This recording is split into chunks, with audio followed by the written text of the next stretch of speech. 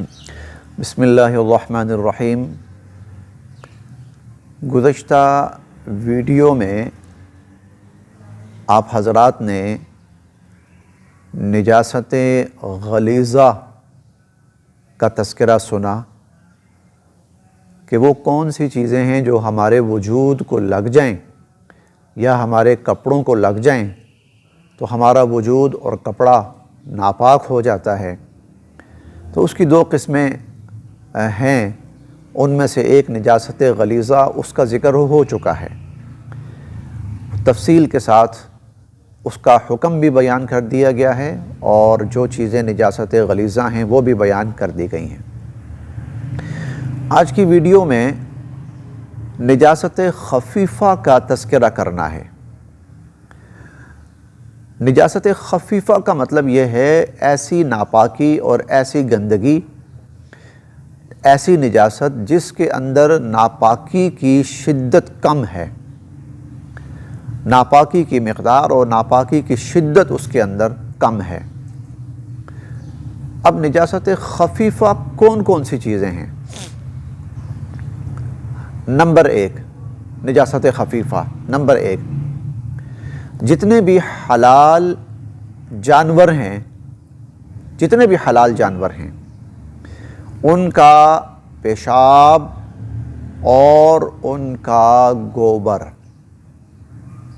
ان کا پیشاب اور ان کا گوبر یہ نجاست خفیفہ ہے۔ جتنے حلال جانور ہیں، جیسے گائے ہے، جیسے بھینس ہے، جیسے بکری ہے، جیسے اونٹ ہے، دمبا ہے، یہ سب حلال جانور ہیں۔ ان حلال جانوروں کا پیشاب اور ان کا گوبر یہ نجاست خفیفہ ہے۔ اسی طرح گھوڑے کا پیشاب، گھوڑے کا پیشاب نجاست خفیفہ ہے، نجاست خفیفہ ہے۔ یہ دوسری چیز ہو گئی۔ تیسری چیز، جتنے حرام پرندے ہیں، حرام سے مراد جن کا گوشت کھانا انسان کے لیے حرام ہے، جتنے حرام پرندے ہیں ان کی بیٹ، ان کی بیٹ وہ نجاست خفیفہ ہے۔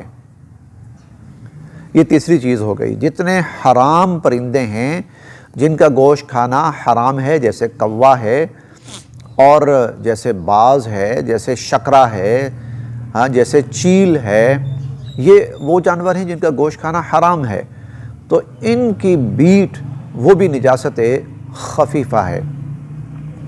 تیسری چیز، چوتھی چیز، خچر اور گدھے کا لعاب، خچر اور گدھے کا لعاب یہ بھی نجاست خفیفہ میں آتا ہے۔ تو یہ چار چیزیں آپ کے سامنے بیان ہوئیں۔ یہ اس کے اندر تمام اشیاء کا احاطہ کرنے کی کوشش کی گئی ہے۔ حلال جتنے بھی جانور ہیں ان کا پیشاب اور گوبر، اور اسی طرح گھوڑے کا پیشاب، اور جتنے حرام پرندے ہیں ان کی بیٹ، اور خچر اور گدھے کا لعاب، یہ چیزیں نجاست خفیفہ ہیں، یہ چیزیں نجاست خفیفہ ہیں۔ اب ان کا حکم بھی سن لیجئے۔ اگر ہمارے جسم پہ لگی ہو نجاست خفیفہ تو کتنی مقدار قابل معافی ہو سکتی ہے، کتنی مقدار قابل معافی ہو سکتی ہے۔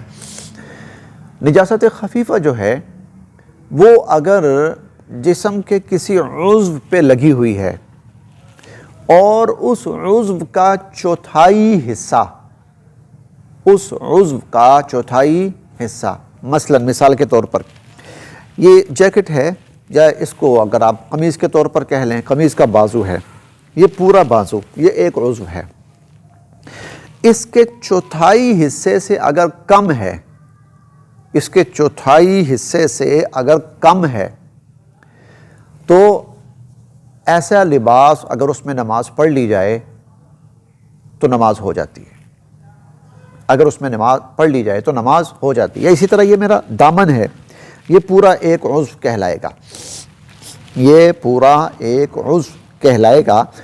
اگر اس کے چوتھائی حصے سے کم، اگر اس کے چوتھائی حصے سے کم نجاست لگی ہوئی ہے، تو جیسے مثال کے طور پر یہ اتنا سا حصہ، یہ چوتھائی سے کم ہے، یہ چوتھائی سے کم، اگر اتنا حصہ لگا ہوا ہے تو ایسا لباس اگر اس میں نماز پڑھ لی جائے تو نماز ہو جاتی ہے۔ یا جسم کے اگر حصے کو چوتھائی عضو کا چوتھائی حصہ، یہ پوری ٹانگ جو ہے نا، یہ ایک عضو ہے، پوری ٹانگ ایک عضو ہے، اگر ٹانگ کے چوتھائی حصے سے کم پہ نجاست لگی ہوئی ہے، نجاست خفیفہ، تو ایسے لباس کے اندر اگر نماز پڑھ لی جائے تو نماز ہو جاتی ہے، اور اگر چوتھائی یا اس سے زیادہ ہو اور اس میں نماز پڑھی جائے تو پھر نماز نہیں ہوگی، اس کا لٹانا وہ لازمی ہوگا، ایسی نماز کا لٹانا لازمی ہوگا۔ تو چونکہ اس میں نجاست کی مقدار شدت کم ہے، اس لیے اگر یہ نسبتاً زیادہ حصے پر بھی لگی ہوئی ہو تو پھر بھی اس لباس کے اندر نماز پڑھ لی جائے تو نماز ہو جاتی ہے، اور جسم کے حصے پہ ہو یا لباس کے۔ لیکن یہاں ایک بات تھوڑی سی وہ اس سب سے ہٹ کر قابل توجہ ہے، وہ یہ حکم تو صرف یہ ہے کہ اگر اس میں نماز پڑھ لی جائے تو نماز ہو جاتی ہے یا نہیں ہو جاتی، یہ تو ایک شرعی حکم، فقہی حکم ہے۔ لیکن اسلام چونکہ صفائی کو پسند کرتا ہے، طہارت کو پسند کرتا ہے، اللہ پاک، ان اللہ طیب، اللہ پاک ہیں اور پاک کو ہی پسند فرماتے ہیں، ان اللہ نظیف، اللہ صاف ستھرے ہیں، اور یحب النظافہ، صفائی ستھرائی کو ہی پسند فرماتے ہیں، اور ان اللہ جمیل، اللہ بڑے جمیل ہیں اور جمال کو پسند فرماتے ہیں۔ لہٰذا نجاست کوئی بھی ہو اور اس کی کتنی ہی مقدار، تھوڑی مقدار بھی اگر وجود کو لگی ہوئی ہو، تو اسلام پسند نہیں کرتا کہ اس بندے کے وجود پر وہ نجاست لگی رہے۔ پہلی صورت میں، پہلی کوشش میں انسان یہ کرے کہ اس کو پاک کرے اور پاک کر کے اپنے آپ کو صاف ستھرا رکھے۔ ہاں، اگر ایسے لباس میں نماز پڑھ لی گئی ہے تو کیا حکم ہے وہ آپ کے سامنے بیان کر دیا گیا ہے۔ اللہ تعالی ہم سب کے لیے عمل آسان فرمائے۔